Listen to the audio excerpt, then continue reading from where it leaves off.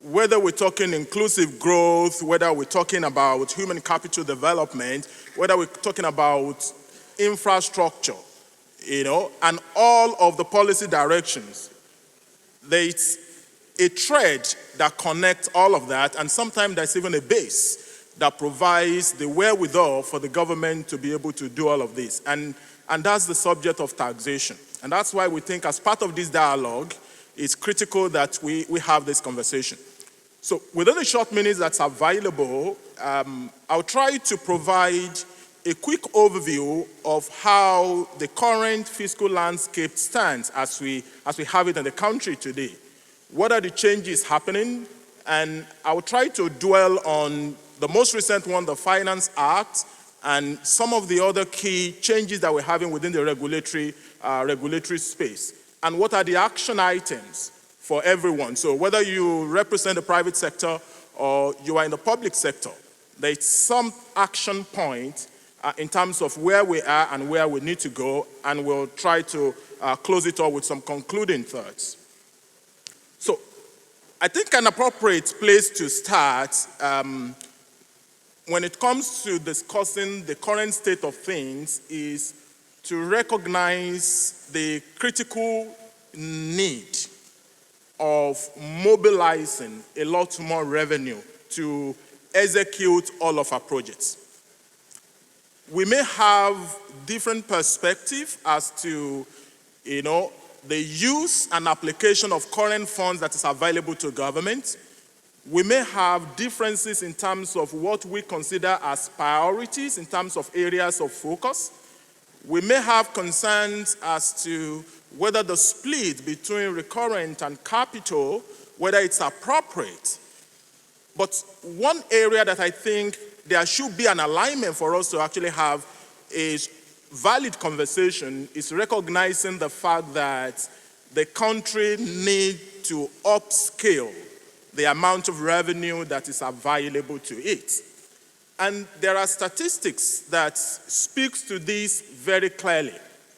Whether you look at it from the tax penetration in the country and you compare it to our peers, you compare it to the economies that are far advanced, or you compare it to even economies that sometimes we claim to be doing better than. Nigeria sits within a mix that shows a significant gap at 7% tax to GDP ratio. Below that, Africa's average is above 17%. Africa's tax to GDP ratio in terms of average. OECD is above 34. So there's something about the level of tax penetration and the non-oil tax revenue that we can make.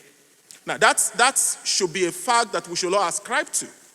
I think where we would differ is around why is this so? And depending on what side of the table you sit, if you sit on the side of government, you will talk about the general culture, non-willingness of Nigerians to be compliant, the fact that a number of people will try to find means and ways, of paying the least possible. And the list can go on. If you sit on the side of a private sector, you would discuss challenges around doing business in Nigeria, paying taxes, and a whole lot of things that encourages voluntary compliance.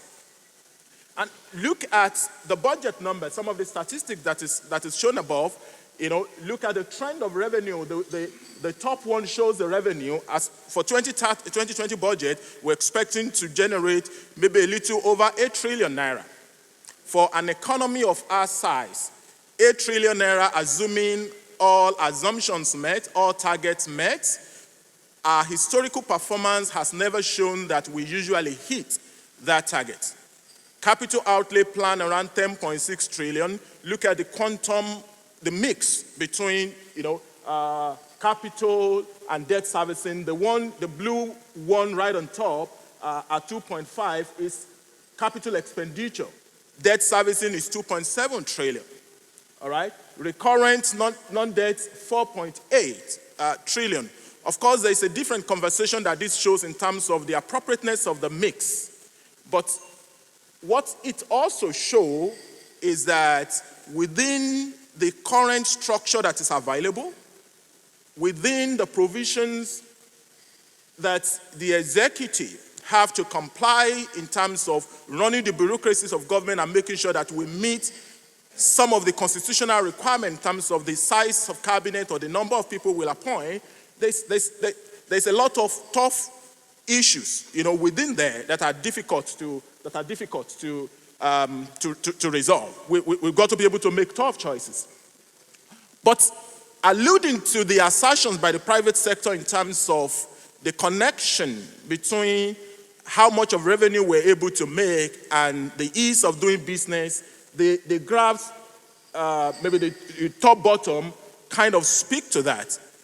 We must recognize the fact that as much as Nigeria is making very commendable progress towards making doing business easy, the place where we sit is still not yet very close at all to destination, right? We've moved in terms of ease of doing business because of some of the initiatives being run by PEBEC, the Presidential Enabling Business Environment Council, and a number of the government policies. We've moved from 170 that we were in 2015, for example, down to 131 by the last rating, that represent for 2020. Good as that shows in terms of progression, but 131 is where we are out of a 190, nations that are covered. So there's still a long road ahead. In terms of paying taxes, out of the same 190, we've moved from 182 years back, very few years back, we're sitting in the bottom 9 out of the 190. Now we've moved progressively, we're now below 160, we're now 159, but it is not yet the destination. And there is a link between what the environment shows and how much of revenue. And that's why you see the FRS tax revenue. The highest we've had so far is the 2018, where FRS was able to generate above 5.3 trillion.